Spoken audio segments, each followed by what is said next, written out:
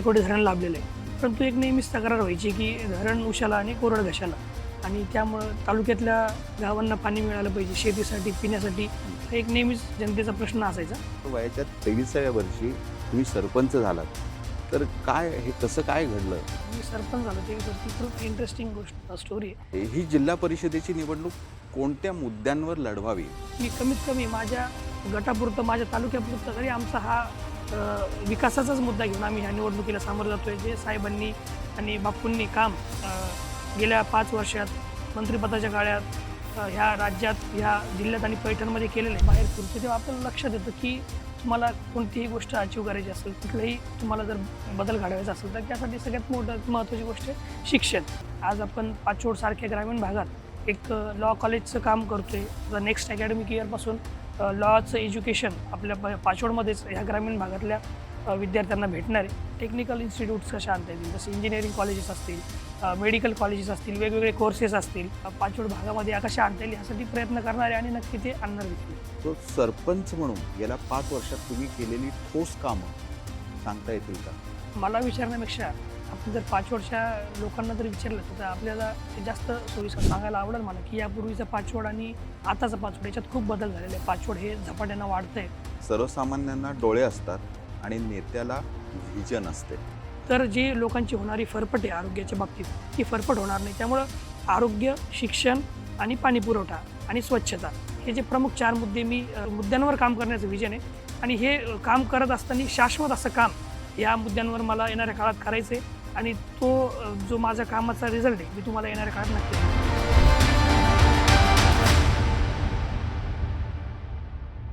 नमस्कार.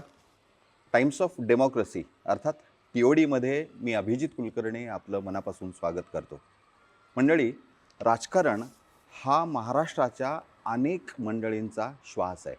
आणि हे राजकारण, त्याची चर्चा सुरू होते गावापासून ते अगदी गाव, तालुका, जिल्हा, राज्य, देश आणि मग आंतरराष्ट्रीय दर्जाचं राजकारण. प्रत्येक व्यक्तीला असं वाटत असतं की आपले प्रश्न समजून घेणारा, आपल्याला हवी तेव्हा मदत करणारा एक आपला माणूस हवा असतो.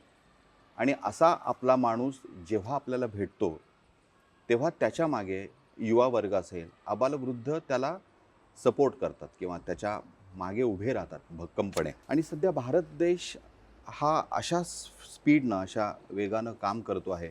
आणि या वेगामध्ये नवीन पिढी राजकारणात यायला हवी असं अनेक वर्ष म्हणतो आहोत. आणि त्याच वेळी नवीन पिढीची जिगर राजकारणामध्ये घेऊन येणारे आज आपल्याला भेटत आहेत शिवराज राजू भुमरे उर्फ शिवराज भैया भुमरे. शिवराज दादा, आपलं मनापासून स्वागत आहे DODमध्ये. थँक्यू. पाचोड गावचे सरपंच म्हणून तुम्ही निवडून आलात, पण या सगळ्या मागे जी पार्श्वभूमी आहे ती पार्श्वभूमी आहे की छत्रपती संभाजीनगरचे खासदार संदीपान भुमरे हे आपले चुलते, त्यानंतर पैठणचे आमदार विलासबापू भुमरे हे आपले चुलत बंधू, वडील राजूनाना भुमरे हे बाजार समितीचे सभापती. तेव्हा घरातच राजकारणाचं बाळकडू तुम्हाला मिळालं आहे. मग शाळेत गेल्यानंतर किंवा कॉलेजमध्ये तुम्हाला असं वाटलं होतं की आपण राजकारणातच पुढं जायचं? किंवा मी घरातच राजकारण लहानपणीपासून बघतोय, म्हणजे राजकारण काय असतं, कसं असतं. आणि त्यामुळं किती नाही म्हटलं तरी मला ती आवड लहानपणापासूनच डेव्हलप होत गेली की मी सुद्धा राजकारणात जायला पाहिजे. मला आवड पण होती आणि असं वाटत होतं की मी भविष्यात राजकारणात केलं पाहिजे.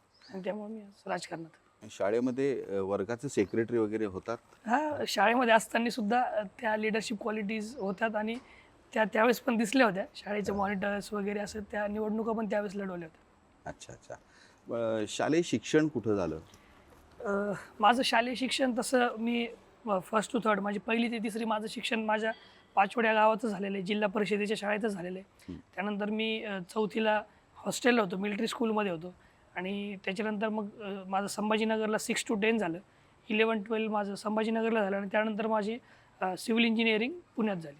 म्हणजे तुम्ही अभियंता आहात, इंजिनिअरिंगचं शिक्षण तुम्ही घेतलेलं आहे. तर तुम्ही ज्या भागामध्ये लहानाचे मोठे झालात, इथं शिक्षण विषयक नव्या काही सुधारणा कराव्यात किंवा नवीन काही निर्माण व्हावं असं काही तुम्हाला वाटतं? नक्कीच वाटतं की आपण ज्या ग्रामीण भागातून आलेलो आहे, ज्या भागातून आपण आलेलो आहे आणि त्या भागातून आल्यानंतर आपण जेव्हा जग फिरतो, बाहेर फिरतो, तेव्हा आपल्याला लक्षात येतं की तुम्हाला कोणतीही गोष्ट अचीव करायची असेल, कुठलाही तुम्हाला जर बदल घडवायचा असेल, तर त्यासाठी सगळ्यात महत्त्वाची गोष्ट आहे शिक्षण. आणि त्यामुळे आपल्या भागात ते शिक्षण आलं पाहिजे. त्या शिक्षणाच्या संधी आपल्या ग्रामीण भागातल्या मुलांना देखील लाभल्या पाहिजे. हा नक्कीच यापूर्वी देखील हेतू होता आणि त्या दृष्टिकोनातून काम पण चालू आहे. आज आपण पाचोडसारख्या ग्रामीण भागात एक लॉ कॉलेजचं काम करतोय. नेक्स्ट अकॅडमिक इयरपासून लॉचं एज्युकेशन आपल्या पाचोडमध्येच ह्या ग्रामीण भागातल्या विद्यार्थ्यांना भेटणार आहे. आणि इथून पुढच्या काळात मग त्याच्यानंतर अजून आपल्याला टेक्निकल इन्स्टिट्यूट्स कशा आणता येतील, जसे इंजिनिअरिंग कॉलेजेस असतील, मेडिकल कॉलेजेस असतील, वेगवेगळे कोर्सेस असतील, तर ते देखील आपल्याला आपल्या ह्या परिसरामध्ये, आपल्या पैठण तालुक्यामध्ये, पाचोड भागामध्ये कशा आणता येईल ह्यासाठी प्रयत्न करणार आहे आणि नक्की ते आणणार देखील आहे. वयाच्या 23व्या वर्षी तुम्ही सरपंच झालात. हो. म्हणजे जेव्हा मी बघतो की मेडिकल क्षेत्रातली किंवा इंजिनिअरिंग कॉलेजमधली जी मुलं आहेत, वयाची 30-35 पार होते आणि त्याच्यानंतर त्यांचं आयुष्य सेटल होतं. तर तुमचं आयुष्य वयाच्या 23व्या वर्षी तुम्ही सरपंच झालात.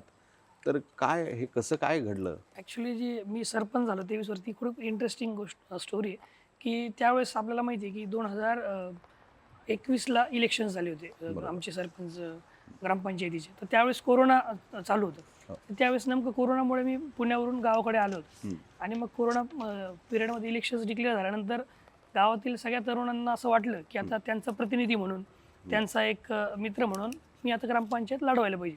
अच्छा. त्यावेळेस ही गोष्ट साहेबांच्या कानावरती गेली. साहेबांना मी सांगितलं की अशी मुलांची इच्छा आहे. पण साहेब म्हटले की आता मी असेल, बाप्पू असतील, नाना ऑलरेडी राजकारणात आहे, तर तू नको ह्या गोष्टीत पडू असं. परंतु ज्यावेळेस दुसऱ्या दिवशी गावातील सर्व तरुणांची पूर्ण म्हणजे गावातील जवळपास सगळेच तरुण साहेबांकडे गेले. त्यांनी साहेबांकडे मागणी लावून धरली की आम्हाला आमचा एक प्रतिनिधी म्हणून तुम्ही भैयाला ग्रामपंचायतीवरती घ्याच. तर मग साहेबांना देखील वाटलं की ठीक आहे, आता इतकी मुलांची इच्छा आहे. तर मग त्यावेळेस तशी माझी राजकारणात ग्रामपंचायतच्या माध्यमातून एंट्री झाली होती.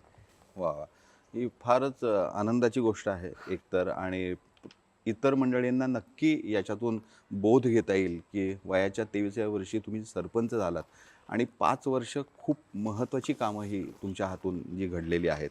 पण आता जिल्हा परिषदेचा निवडणुकीचा धुरळा उडलेला आहे सगळीकडे. बरोबर. तर ही जिल्हा परिषदेची निवडणूक कोणत्या मुद्द्यांवर लढवावी असं तुम्हाला वाटतंय? म्हणजे मी माझं पॉलिटिकल बॅकग्राऊंड किंवा मी स्वतः राजकारणात हा मुद्दा बाजूला ठेवा. एक युवा म्हणून मी जेव्हा ह्या राजकारणाकडे सध्याच्या परिस्थितीकडे बघतो, तर कुठलीही निवडणूक डिक्लेअर झाली तर आता सध्या तर आपण बघतोय सलग राज्यात नगरपालिकेचे इलेक्शन झालेत, महानगरपालिकेचे झाले आणि आता जिल्हा परिषदेचे. तर जेव्हा माध्यमांमध्ये असेल किंवा चर्चेमध्ये असेल, प्रिंट मीडिया असतील, डिजिटल मीडिया असेल, आपण बघतो की निवडणूक डिक्लेअर झाल्यानंतर चर्चेचा मुद्दा हाच असतो की कोणत्या पक्षाची युती होईल, कोणता पक्ष आघाडी करेल, कोण कोणासोबत राहील, कोण कोणाच्या विरोधात राहील. आणि हा मुद्द्यांवर चर्चा जास्त झाल्यामुळे जे महत्त्वाचे मुद्दे असतात, ज्यांच्याकडं खरंच चर्चा ज्यांच्यावर झाली पाहिजे, त्यांच्यावर खरंच आपल्या सगळ्यांचं लक्ष गेलं पाहिजे, ते मुद्दे कुठेतरी बाजूला पडत आहेत. तर आता मी स्वतः जिल्हा परिषदेची निवडणूक लढतोय, तर त्यामुळे मी कमीत कमी माझ्या गटापुरतं, माझ्या तालुक्यापुरतं तरी आमचा हा विकासाचाच मुद्दा घेऊन आम्ही ह्या निवडणुकीला सामोरं जातोय. जे साहेबांनी आणि बाप्पूंनी काम गेल्या 5 वर्षात मंत्रिपदाच्या काळात ह्या राज्यात, ह्या जिल्ह्यात आणि पैठणमध्ये केलेले त्या विकासाच्या मुद्द्यांवरच आम्ही राजकारण करणार आहेत. तो मुद्दा घेऊनच आम्ही जिल्हा परिषदेच्या निवडणुकीला सामोरं जाणार आहे. पाचोड असा जेव्हा गावाचं नाव घेतलं जातं तेव्हा तिथे असा एक प्रश्न निर्माण होतो की पाणी आहे का? आणि पाणी, आरोग्य याचं काय नियोजन या भागामध्ये गेल्या 5 वर्षात घडलंय किंवा यानंतरच्या काळामध्ये ते करण्याचं तुमचा मानस आहे? आपल्याला कल्पना आहे की पैठण तालुक्याला जायकवाडी धरणाचा एक जायकवाडी धरण लाभलेलं आहे. परंतु एक नेहमीच तक्रार व्हायची की धरण उशाला आणि कोरड घशाला, आणि त्यामुळं तालुक्यातल्या गावांना पाणी मिळालं पाहिजे शेतीसाठी, पिण्यासाठी, हा एक नेहमीच जनतेचा प्रश्न असायचा. परंतु सत्तेची अडचण, निधीची अडचण, वेगवेगळ्या टेक्निकल आपल्याला गोष्टी अडचणी असतात, त्या सगळ्यांना पार करून आदरणीय साहेबांच्या माध्यमातून आता पाचोड गावामध्ये आणि पाचोड परिसरातील सर्व गावांसाठी जायकवाडी धरणातून फिल्टरचं पाणी हे प्रत्येक घरोघरी नळाने येणार आहे. आणि जे की एक महत्त्वाकांक्षी प्रोजेक्ट आहे महाराष्ट्र शासनाचा, मराठवाडा वॉटर ग्रीड म्हणून, आणि त्याची सुरुवातच पैठण तालुक्यापासून झालेली आहे. पैठण तालुक्यातील प्रत्येक गावाला धरणाचं पाणी हे फिल्टर होऊन त्यांच्या घरापर्यंत मिळणार आहे. आणि त्याचं कामसुद्धा देखील सुरू आहे. प्रत्येक भागामध्ये वेगवेगळ्या पाण्याच्या टाकी उभारण्याचं काम चालू आहे. प्रत्येक गावामध्ये डिस्ट्रीब्युशन जे नेटवर्क असतं, वॉटर डिस्ट्रीब्युशन नेटवर्क, त्याचं देखील काम काही गावात झालेलं आहे आणि काही गावात राहिलेलं आहे. तर येत्या 1-1.5 वर्षाच्या कार्यकाळामध्ये पैठण तालुक्यातील प्रत्येक गावात, प्रत्येक घरोघरी हे जायकवाडी धरणाचं फिल्टरचं पाणी आता मिळणार आहे प्यायला. आणि त्याचबरोबर शेतीसाठी सुद्धा साहेबांनी ब्रह्मगावांसारखी एक महत्त्वाकांक्षी योजना असेल, तिला वेळोवेळी शासन दरबारी पाठपुरावा करून एकनाथ शिंदे साहेबांच्या माध्यमातून भरघोस असा निधी आणलेला आहे. त्याचं पण काम चालू आहे.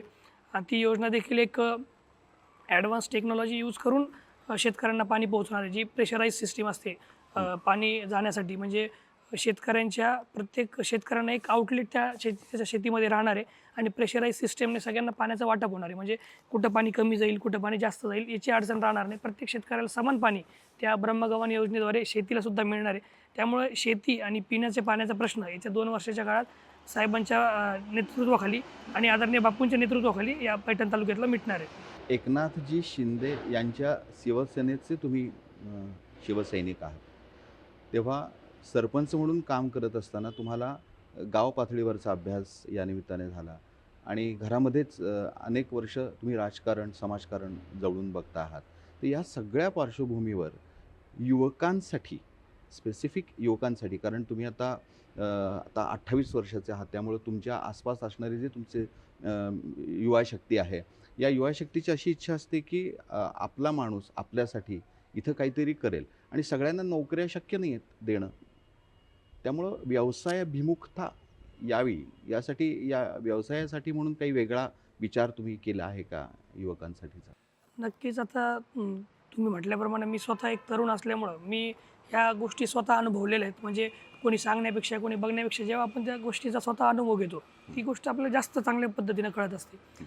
युवा असल्यानंतर शिक्षण घेत असताना विद्यार्थ्यांना काय अडचण येते, किंवा मग शिक्षण घेत असताना शिक्षण घेतल्यानंतर सुद्धा जेव्हा ते विद्यार्थी एखादी पदवी घेतो, एखादी डिग्री घेतो, त्याच्यानंतर त्याला काय अडचणी येतात, त्याच्या दैनंदिन जीवनातल्या काय अडचणी असतात, मग त्याला फेस करावं लागतं, ह्या सगळ्या गोष्टी मी जवळून बघतोय, अनुभवतोय. आणि त्या दृष्टिकोनातून मला सांगायला आनंद होतोय की आदरणीय साहेबांच्या माध्यमातून आदरणीय म्हणजे राज्याचे मुख्यमंत्री असतील देवेंद्र फडणवीस साहेब असतील, उपमुख्यमंत्री शिंदे साहेब असतील आणि उद्योगमंत्री उदय सामंत साहेब असतील, यांच्याकडे सतत पाठपुरावा करून आपल्या पैठण तालुक्यातील बिडकीन येथे DMIC Delhi Mumbai industrial corridor याची स्थापना झाली होती. पण त्यात आत्तापर्यंत कुठलेही उद्योग आलेले नव्हते. परंतु आता तिथं प्रत्यक्ष कामाला सुरुवात झालेली आहे. टोयोटासारखी, किर्लोस्करसारखे, ॲथरसारखे असे इंटरनॅशनल कंपनीज तिथं आज आलेले आहेत. त्यांचं काम चालू झालेलं आहे आणि त्या ठिकाणी मोठमोठ्या ह्या कंपनी जेव्हा उभा राहतील तेव्हा निश्चितच या पैठण तालुक्यातील, पैठण परिसरातील तरुणांना रोजगार मिळणार आहे.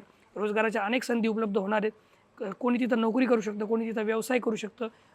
अप्रत्यक्ष अशा अनेक संधी आता त्या DMICच्या माध्यमातून पैठण तालुक्यात उपलब्ध झालेल्या आहेत आणि येणाऱ्या काळात DMICच्या माध्यमातून ह्या पैठण तालुक्याचा नक्कीच चेहरा मोहरा बदलल्याशिवाय राहणार नाही. शाळा असेल किंवा कॉलेज असेल, महाविद्यालय असेल, प्रत्येकाचा एक आयडॉल असतो. म्हणजे अनेक व्यक्तींचा आपल्यावरती अशा पद्धतीनं पगडा निर्माण झालेला असतो.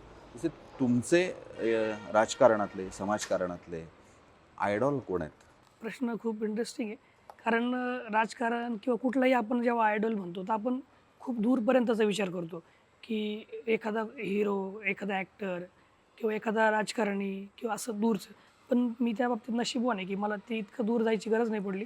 आदरणीय संदीपानजी भुमरे साहेब हेच माझे राजकीय असतील, सामाजिक असतील, प्रत्येक क्षेत्रातले ते माझे आयडॉल आहेत सुरुवातीपासूनच. कारण मी त्यांचं जीवन, त्यांचा पूर्ण राजकीय प्रवास, त्यांचं एकंदर वागणूक, ह्या सर्व गोष्टी मी खरं तर नशिबाने की मला एकदम जवळून बघायला भेटल्यात, अनुभवायला भेटल्यात आणि मी कायम त्यांच्याकडून शिकत असतो. त्यांनी कशाप्रकारे त्यांचं पूर्ण राजकीय म्हणजे प्रवास केलेला आहे आणि ते कशाप्रकारे लोकांना भेटतात, लोकांचा त्यांच्यावर कसा विश्वास आहे, ह्या सर्व गोष्टी मी जवळून बघितल्या आहेत. त्यामुळे माझा राजकीय गुरु असेल, सामाजिक गुरु असेल, हे संदीपान भुमरे साहेबच आहेत. लहानपणापासून शाळा कॉलेजमध्ये तुम्ही अनेक मित्र जोडले गेले असतील तुमच्या स्वभावामुळे, आणि आता यानंतरचा जो काळ आहे तो टेक्नॉलॉजीचा काळ आहे आणि या सगळ्या टेक्नॉलॉजीमध्ये तुम्ही स्वतः अभियंता आहात, त्यामुळे तुम्हाला नव्या पिढीच्या हाका कळत आहेत.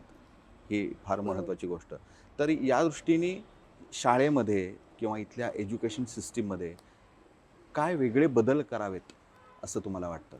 नक्कीच. आता जसं की आपण आता जिल्हा परिषद निवडणुकीबद्दल जर बोलायचं झालं तर जिल्हा परिषद हा पंचायत राज व्यवस्थेतील अतिशय महत्त्वाचा घटक आहे. आणि ह्या पंचायत राज व्यवस्थेतील जो आपण ज्याला पाया म्हणतो ग्रामपंचायत, ह्या ग्रामपंचायतीचा सरपंच म्हणून मी काम केलं असल्यामुळं मला ह्या गोष्टींचा अनुभव आहे की नेमकं कुठल्या दैनंदिन अडचणी ह्या लोकांना येत असतात. आणि मग जिल्हा आपण ज्या आता शिक्षणाचा विषय घेतला तर आज जिल्हा परिषदेच्या ज्या शाळा आहेत की ज्या आपल्याला माहिती आहे की जिल्हा परिषदेतील शाळेतील शिक्षक हे अतिशय उच्च शिक्षित असतात, प्रॉपरली ट्रेंड असतात आणि त्यांना म्हणजे आपण प्रायव्हेट स्कूल्सपेक्षाही ते खूप क्वालिटी एज्युकेशन आपल्या विद्यार्थ्यांना देऊ शकतात. परंतु त्यांची इच्छा असू देत किंवा त्यांची कोणत्याही काही असू दे, पण आपण एक इन्फ्रास्ट्रक्चर जर त्या भौतिक सुविधा जिल्हा परिषदेच्या शाळेला देऊ शकलो तर त्या आपल्याला त्यांच्या शिक्षणाचा, त्यांच्या अनुभवाचा फायदा होणार आहे. आणि त्यामुळं आपल्या ज्या पैठण तालुक्यातील असतील किंवा माझ्या जिल्हा परिषद गटातील ज्या जिल्हा परिषदेच्या शाळा असतील त्याला बाप्पूंच्या माध्यमातून आत्तापर्यंत भरघोस असा निधी मिळालेलाच आहे. मग ते पेवर ब्लॉक असतील, शाळेला वॉल कंपाऊंड असतील, शाळा डिजिटल कशा होतील यासाठी तिथं स्मार्ट TVज असतील, CCTV कॅमेराज असतील, वॉटर फिल्टर असतील, अशा एक भौतिक सुविधांचं जाळं आपण निर्माण करतोच आहे. त्याचबरोबर आता शाळेंना जर आपण आमच्या पैठण तालुक्यात अशा काही शाळा आहेत की जिथं आता AI टेक्नॉलॉजीज, जे आपण AI टेक्नॉलॉजी म्हणतोय की आता सध्या AIचा खूप सध्या चलतीचा हा AI ट्रेंडिंगमध्ये, तर ते AIचा वापर करून देखील वेगवेगळ्या कम्प्युटर लॅब्स किंवा वेगवेगळे एज्युकेशनल कोर्सेस ह्या जिल्हा परिषदेच्या शाळेमध्ये विद्यार्थ्यांना आता द्यायला सुरुवात झालेली. मग त्यामुळे जेणेकरून ह्या आजच्या युगासोबत हे आपल्या जिल्हा परिषदेच्या शाळेतील विद्यार्थी त्या सोबत राहिले पाहिजे, हा हेतू घेऊन जिल्हा परिषदेच्या शाळा हायटेक कशा होतील हाच माझा प्रयत्न राहणार आहे. कारण मी स्वतः जिल्हा परिषद शाळेमध्ये शिक्षण घेतलेलं आहे. मला माहिती आहे की जिल्हा परिषदेच्या शाळेचा विद्यार्थी हा भविष्यात नक्कीच कोणत्या ना कोणत्या क्षेत्रात मोठा झाल्याशिवाय राहत नाही, याचा मला प्रत्यक्ष अनुभव आहे. त्यामुळं नक्कीच माझा प्रयत्न हा जिल्हा परिषदेच्या शाळेच्या विकासावर जास्त माझा भर राहणार आहे. भैया, मला असं विचारायचं आहे की अनेक अभिनेते असतात किंवा स्टार्स असतात, त्यांची जी मुलं असतात म्हणजे स्टार किड्स असं ज्याला म्हणतात, की ज्यांचा जन्मच मोठ्या मोठ्या गाड्यांमध्ये होतो किंवा अशा गाड्या मोठ्या मोठ्या घरात असताना त्यांनी लहानपणापासून पाहिलेलं असतं. मग साहजिकच त्यांचे लाड खूप होतात, त्यांचं शिक्षणही मोठ्या ठिकाणी होतं, त्यांना अनेक गोष्टी लहानपणापासून मिळत असतात. तर तुमच्या घरामध्ये म्हणजे चुलते, वडील, चुलत भाऊ अशा सगळ्या वातावरणात तुम्ही मोठे झालात. मग तुमचे लाड कितपत झाले आणि तुम्हाला शिस्तप्रियता याचा काय अनुभव तुम्हाला लहानपणापासून मिळाला? नाही, लाड तर झालेच. घरच्यांनी नक्कीच लाड केलेत. परंतु एक शिस्त कायम घरी असायची. साहेबांचा एक आदरयुक्त भीती अशी कायम साहेबांची असायची, की बाहेर आपण सार्वजनिक जीवनात काम करतोय. त्यामुळे पणीपासूनच आपण मी जर एखाद्या गोष्टीत चुकत असेल तर साहेब असतील, माझे वडील असतील, बापू असतील, मला ते कायमच म्हणजे बोलत आलेले आहेत, की ही गोष्ट करायला पाहिजे, ही गोष्ट नाही करायला पाहिजे. कोणाला एखाद्याला आपण ओरडून जरी बोललो तरी ही गोष्ट चुकीची आहे. आपण एखाद्याला ओरडून नाही बोललं पाहिजे आणि आपल्याकडून काही चुकीच्या गोष्टी होईल, समाजात कोणाला आपल्याकडून त्रास होईल, अशा प्रकारचं वर्तन हे तुझ्याकडून झालं नाही पाहिजे, अशी शिस्त, असा एक शिकवण त्यांची कायमच राहिलेली आहे. त्यामुळे आधीपासूनच त्या तशीच माझी जडणघडण देखील तशीच झाली आणि मी देखील असं कुठलंही वर्तन माझ्याकडनं होईल असं मी वागत नाही. आणि मी ती गोष्ट कटाक्षाने पाळतो की आपण ज्या घरातून आलेलो आहे, आपल्याला जी शिकवण भेटलेली, तर आपल्याकडून त्या गोष्टीला कुठल्याही प्रकारचा डाग लागता पण कामा नये. आमच्या घरामध्ये जर काही असं झालं तर आईवडील आम्हाला निकाल जेव्हा असायचा आणि गणितामध्ये 10, 15, 20 मार्क जर पडले तर आम्हाला घरात मार मिळायचा, दणके मिळायचे. तर तसं कधी झालं का घरामध्ये की मार्क कमी आहेत, एवढे कसे काय कमी मार्क मिळाले वगैरे, किंवा जास्त त्याचं तर कौतुक? खरं तर मी शालेय जीवनात असताना हुशार होतो आणि माझे नेहमीच मार्क्स वगैरे चांगले असायचे. त्यामुळे तसं अभ्यासाच्या बाबतीत कधी मार भेटणं वगैरे असं माझ्याजवळ झालं नाही. परंतु वागण्याच्या बाबतीत असेल किंवा बाहेर वागत असताना जर काही चुका होत असतील तर त्याच्या बाबतीत नक्कीच वेळोवेळी पडायचा तेवढा मार नक्कीच पडलेला आहे. घरामध्ये लहानपणापासून राजकीय पार्श्वभूमी आहे, त्यामुळं साहजिकच घराणेशाही असा आरोप होतो का? आणि होत असेल तर तुमचं काय त्यावर उत्तर आहे? नाही, घराणेशाही हा आरोप काही मोजके लोक असतात की ज्यांना कुठलेही विजन, ते विकासाच्या मुद्द्यावर बोलू शकत नाही, कुठल्याही दुसऱ्या मुद्द्यांवरती बोलू शकत नाही. मग घराणेशाही हा मुद्दा ते उचलतातच. परंतु घराणेशाही माझं असं वैयक्तिक मत आहे की एखादा व्यक्ती जर एका निवडणूक लागल्यानंतरच जर तुमच्याकडे येतोय आणि मग तुम्हाला म्हणतोय की मला तुम्ही मतदान द्या, तर ती व्यक्ती हे म्हणजे तेव्हा तुम्ही त्याला घराणेशाही म्हणू शकता, की मी आता कुठेतरी बाहेर शिक्षणाच्या निमित्ताने आहे किंवा कुठल्याही व्यापाराच्या निमित्ताने आहे आणि मी इलेक्शन लागल्यानंतर आलो आणि तुम्हाला म्हणतोय की मला तुम्ही निवडून द्या. त्याला तुम्ही नक्कीच घराणेशाही म्हणू शकता. परंतु मी स्वतः सरपंच म्हणून ह्या पाचोड ग्रामपंचायतीचा सरपंच म्हणून गेल्या 5 वर्षापासून काम करतोय. ह्या परिसरामध्ये, ह्या भागामध्ये, ह्या तालुक्यामध्ये, जिल्ह्याभरात मी माझ्या फिरण्याच्या निमित्तानं, कामाच्या निमित्तानं एक लोकसंपर्क तयार केलेला आहे. आदरणीय साहेब बापूंच्या कामांच्या माध्यमातून लोकांशी भेटलेलो आहे. लोकांशी नेहमी कनेक्ट असतो. लोकं मला सहज फोन करू शकतात. मी लोकांना कायम उपलब्ध असतो. लोकांच्या सुखादुःखात सहभागी असतो. लोकांना कुठल्याही अडचणी असेल तर त्या माझ्याकडे निःसंकोचपणे ते येऊन सांगतात. ते मी सोडवण्याचा प्रयत्न करतो. आणि मग इतकं जर मी कायम त्यांना हजर असेल तर लोकांच्या ह्या मागणीतूनच मी आज उमेदवार म्हणून इथं तुमच्यासमोर आहे. मी काही कुठल्याही घराणेशाहीचा प्रोडक्ट नाही आहे किंवा मी कोणाचं तरी कोणत्या तरी राजकारणातल्या घरातला सदस्य आहे म्हणून मी जर निवडणूक लढवते असाही कुठला मुद्दा नाही आणि तो जनतेला कळतोय. परंतु काही लोक आहेत की ज्यांना इतर कुठलाही मुद्दा नाही तर ते घराणेशाहीचा मुद्दा उचलत आहेत. एकनाथजी शिंदे यांची जी शिवसेना आहे त्याचा ध्वज तुम्ही तुमच्या खांद्यावर घेतलेला आहे. तर मग पक्ष इथला बळकट अधिकाधिक होईल याच्यासाठी काही वेगळी धोरणं किंवा वेगळा विचार तुम्ही करता आहात का? नक्कीच आदरणीय एकनाथजी शिंदेसाहेब हे ज्यावेळेस त्यांनी मुख्यमंत्री पदाचा कार्यभार हाती घेतला आणि त्याच्यानंतर ज्या प्रकारचं काम त्यांनी अगदी कमी वेळात संपूर्ण महाराष्ट्रात उभं केलं, महिलांसाठी असतील, तरुणांसाठी असतील, मग शासकीय कर्मचारी असतील, प्रत्येकाला त्यांनी त्यांच्या कार्यकाळात ह्या सत्तेचा लाभ देण्याचा प्रयत्न केला. आणि त्यामुळे जनमानसात शिंदेसाहेबांची एक आपला माणूस, आपल्या हक्काचा माणूस, आपल्याला कायम उपलब्ध असणारा माणूस अशी एक प्रतिमा शिंदेसाहेबांची निर्माण झालेली. शिंदेसाहेबांबद्दल एक विश्वासार्हता या जनतेमध्ये आपल्याला दिसून येते. विशेष करून लाडक्या बहिणींमध्ये ती विश्वासार्हता जास्त प्रमाणात दिसून येते. आणि एक मोठा वर्ग शिंदेसाहेबांच्या ह्या नेतृत्वावर आकर्षित होऊन शिवसेनेकडे ऑलरेडी वळालेला आहे. तर एक शिवसैनिक म्हणून, एक शिवसेना पक्षाचा कार्यकर्ता म्हणून माझा देखील यापुढील काळात हाच प्रयत्न असणार आहे की अजून जास्तीत जास्त तरुण शिवसेनेकडे कसे आकर्षित होतील, शिवसेनेत कसे येतील आणि ते करण्यासाठी त्या प्रकारचं काम येणाऱ्या काळात नक्कीच आम्ही करू. वा, सर्वसामान्यांना डोळे असतात आणि नेत्याला व्हिजन असते. सो येत्या 10 वर्षातला रोडमॅप तुम्ही युवकांच्या बाबतीतला किंवा इथला जो काही समाज आहे, इथलं जे वातावरण आहे, इथल्या लोकांची मानसिकता आहे ती बदलण्याच्या दृष्टीने येत्या 10 वर्षातला तुम्ही काही असा रोडमॅप तुमच्या मनामध्ये आहे का? असा काही संकल्प आहे का? नक्कीच. आता आपल्याला माहिती आहे जिल्हा परिषदेची मी निवडणूक लढवते आणि जिल्हा परिषद म्हणजे हा अतिशय ग्रामीण भागातला महत्त्वाचा घटक आहे. आणि जिल्हा परिषदेचे प्रामुख्याने कामं असतात की शिक्षण असेल ग्रामीण भागातलं, ग्रामीण भागातला पाणी पुरवठा असेल, ग्रामीण भागातलं आरोग्य असेल, या ज्या ग्रामीण भागातली स्वच्छता असेल, हे जे प्रमुख मुद्दे असतात ग्रामीण भागातले याच्यावर जिल्हा परिषद काम करत असते. आणि ज्यावेळेस आता मी जिल्हा परिषदेची निवडणूक लढवते तर माझं नक्कीच हे विजन असणार आहे की माझ्या माध्यमातून असं काहीतरी शाश्वत असं काम ह्या माझ्या गटामध्ये झालं पाहिजे.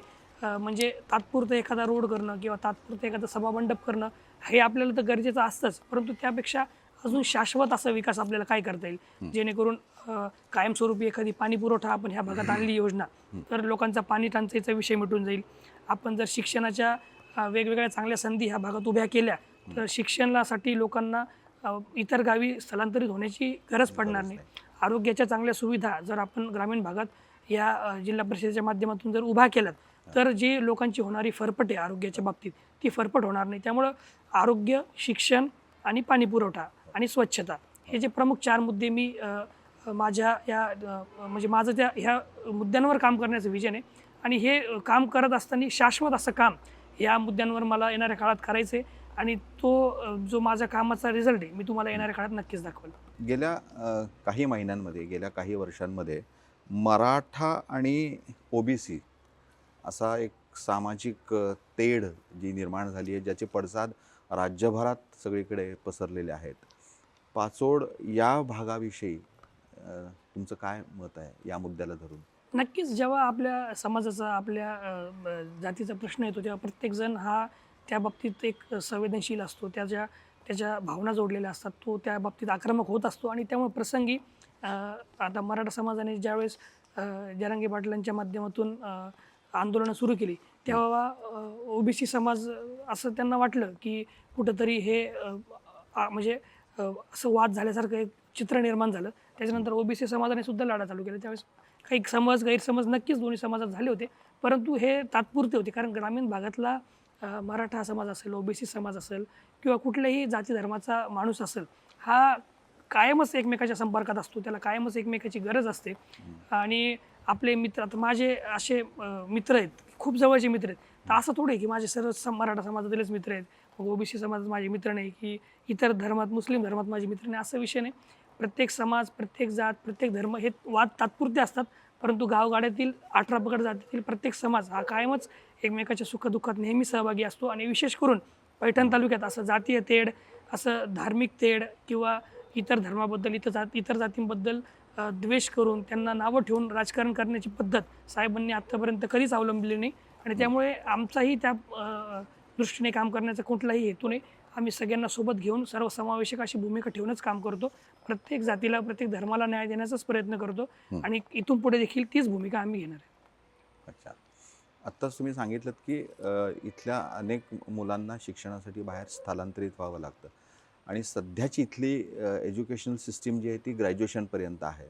मग ग्रॅज्युएशननंतर ऑब्व्हियसली मुलगा बाहेर जाणार आणि बाहेर गेलेला मुलगा पुन्हा आपल्या गावाकडे येईल याची शक्यता खूप कमी राहते. आता एक चांगली गोष्ट अशी की तुम्ही पुण्याला इंजिनिअरिंगचं शिक्षण घेतलं आणि त्या इंजिनिअरिंगनंतर तिथंच स्वतःचं साम्राज्य नाही तुम्ही स्थापलं, तुम्ही गावात आलात आणि गावातल्या लोकांसाठी, गावातल्या मुलांसाठी काही करावं असं तुम्हाला वाटलं. तर पाचोड हा जो विभाग आहे आणि चांगल्या दर्जाचा इथून रस्ता गेलेला आहे, त्यामुळे दळणवळणाचं साधन इथं खूप चांगलं उपलब्ध आहे. तर मग हायर एज्युकेशनकडे कशा पद्धतीनं जायला हवं असं तुम्हाला वाटतंय? नक्कीच जो तुम्ही प्रश्न विचारलेला आहे की शिक्षणाच्या बाबतीत मुलांना स्थलांतरित व्हावं लागतं, शहराकडे त्यांचा ओढा जास्त असतो आणि त्यामुळं अशी मुलं, ग्रामीण भागातली मुलं जेव्हा शहराकडे जातात, हायर एज्युकेशन तिथं त्यांचं कंप्लीट झाल्यानंतर मग ते परत गावाकडे येतील की नाही येतील याची शाश्वती नसते.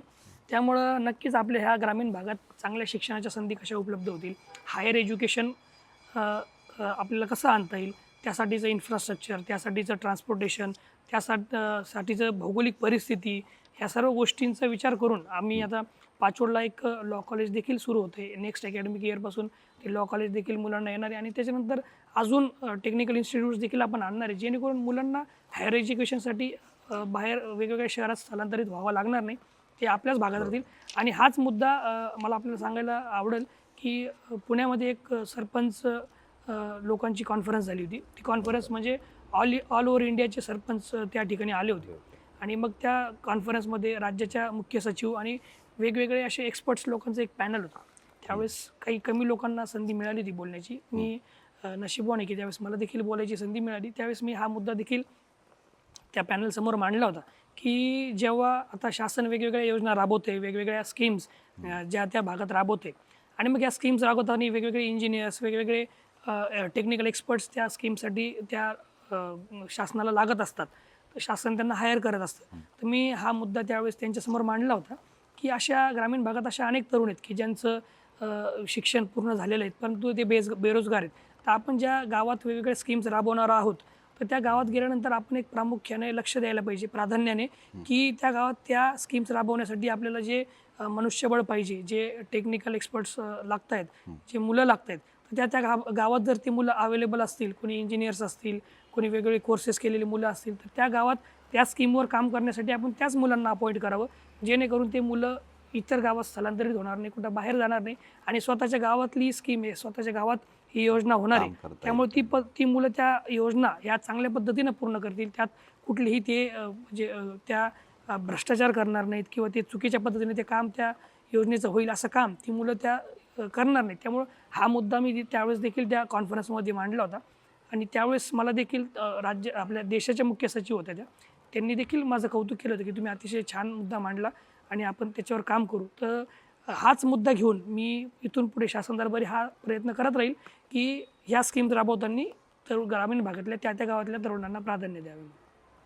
अगदी एक महत्त्वाची गोष्ट या निमित्तानं मला अशी विचारायची आहे की गेली अनेक वर्ष आपला भाग आपण लहानपणापासून बघत आलेला आहात. म्हणजे 10 वर्षापूर्वी म्हणजे तुम्ही जेव्हा शाळेत होता तेव्हा असणारं पाचोड आणि आत्ताचं पाचोड त्याच्यामध्ये खूप ड्रास्टिक चेंज असणार आहे. सो सरपंच म्हणून गेल्या 5 वर्षात तुम्ही केलेली ठोस कामं सांगता येतील का? नक्कीच आपण जर मला विचारण्यापेक्षा आपण जर 5 लोकांना जर विचारलं तर आपल्याला ते जास्त सोयीस्कर होईल. कारण आपण आपल्याला सांगायला आवडेल मला की यापूर्वीचा पाचवड आणि आताचा पाचवड याच्यात खूप बदल झालेला आहे. पाचवड हे झपाट्यानं वाढतंय.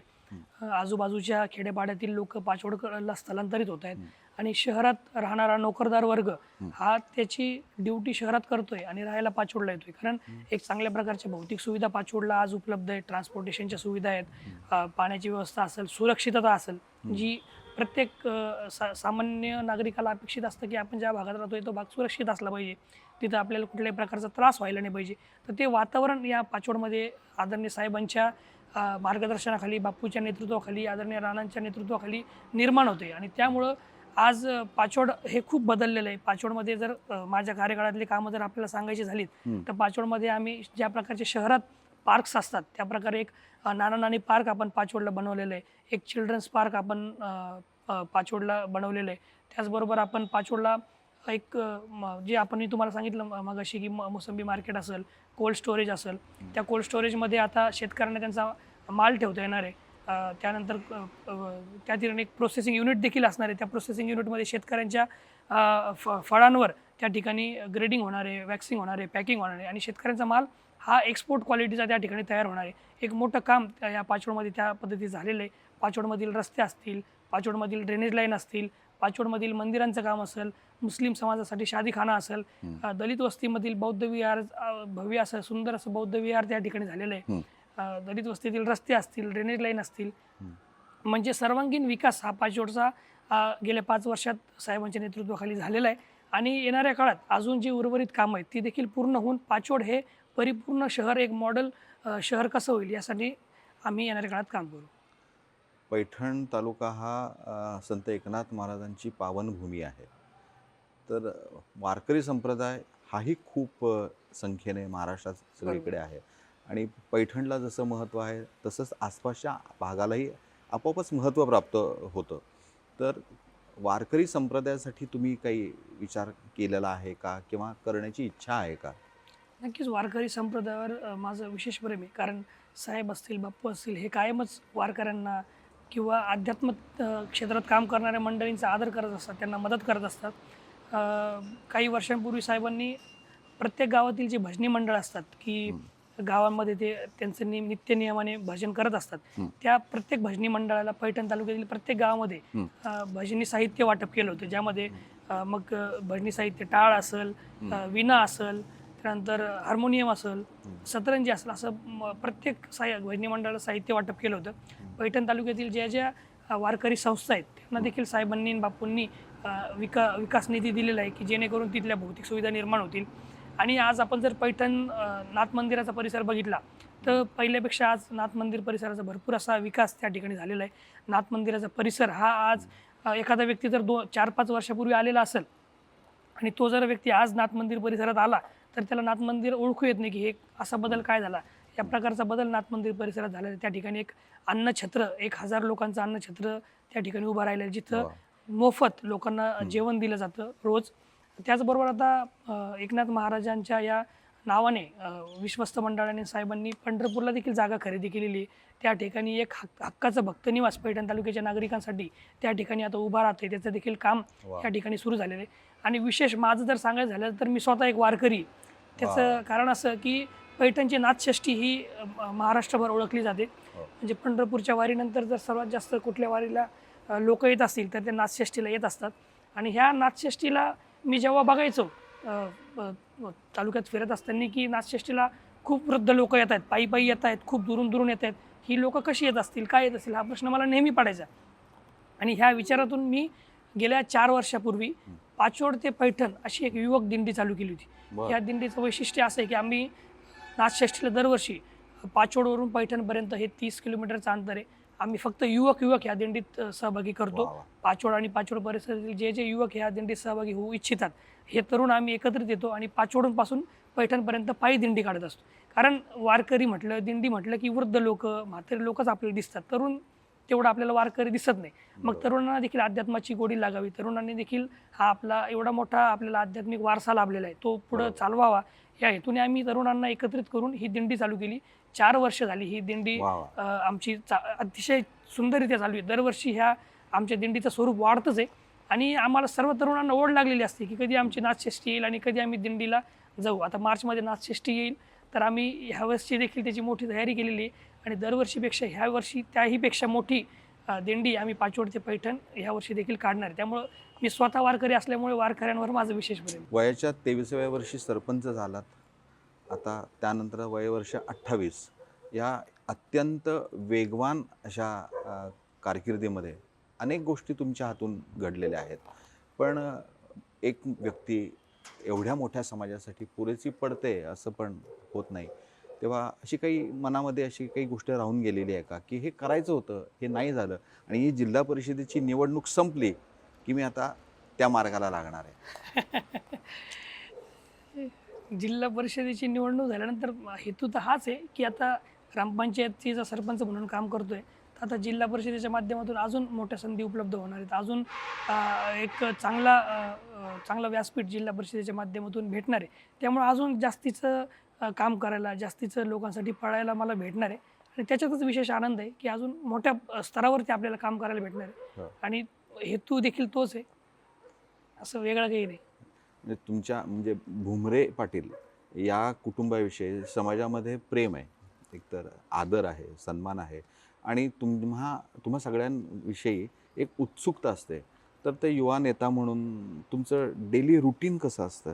माझं डेली रुटीन तेच असतं की आपल्याला माहिती आहे की सरपंच म्हणून काम करत असताना ग्रामपंचायत म्हणजे अतिशय आपण बेसिक लेवलला काम करू शकतो. लोकांच्या दैनंदिन जीवनातल्या छोट्या छोट्या गोष्टी असतात, लोकांची खूप छोट्या छोट्या समस्या असतात, त्यामध्ये लोकांना सोडवण्यासाठी लोक माझ्याकडे येत असतात आणि मी लोकांना कायम उपलब्ध असल्यामुळे मग छोट्यातला छोटा व्यक्ती देखील माझ्याकडे येतो आणि मग त्याच्या समस्या मला आज भैया आज मला हा प्रॉब्लेम आहे, मला ही अडचण आहे, असं तसं.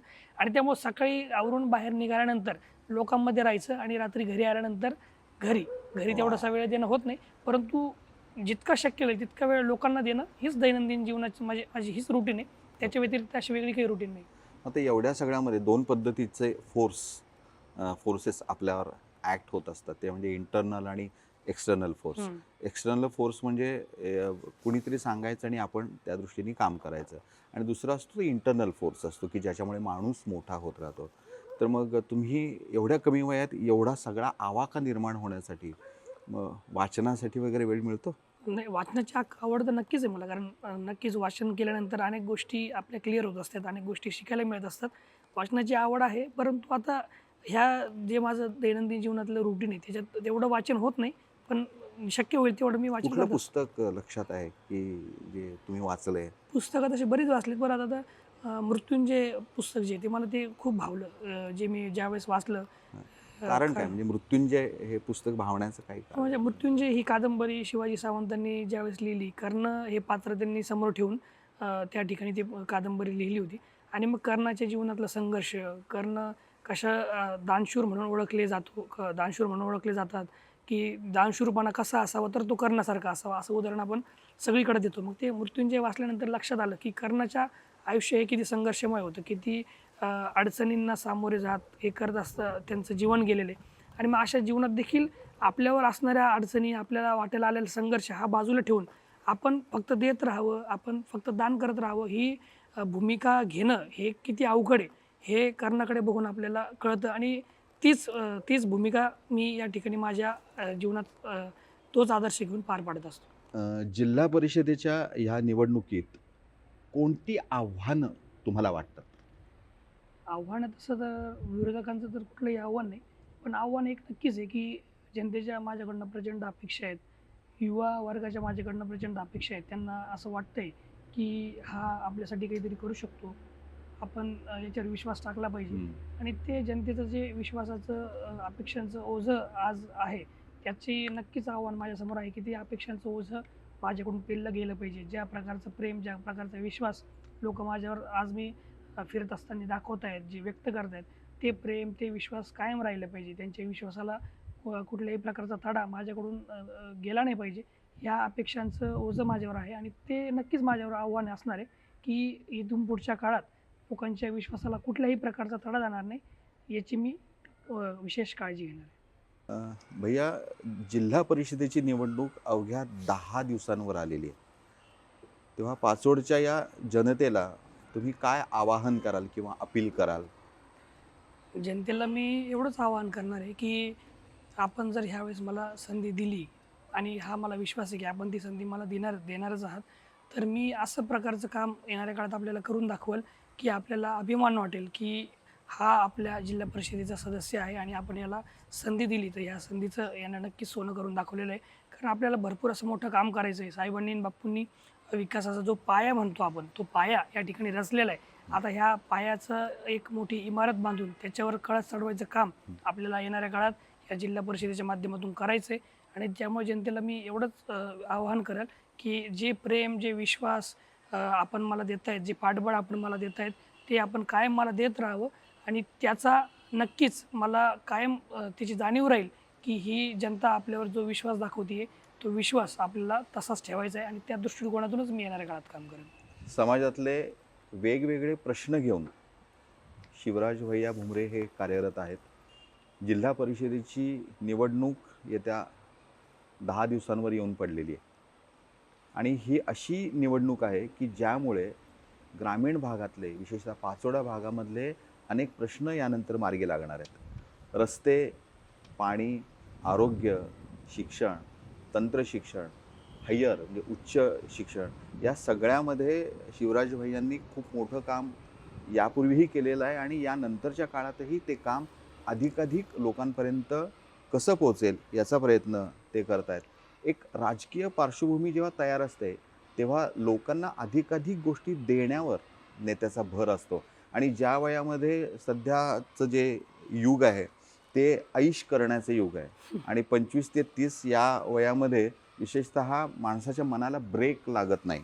पण याच सेन्सिटिव्ह वयात, याच अत्यंत तुफान वेगवान अशा आयुष्यामध्ये शिवराज भैया भुमरे हे लोकांसाठी काम करत आहेत.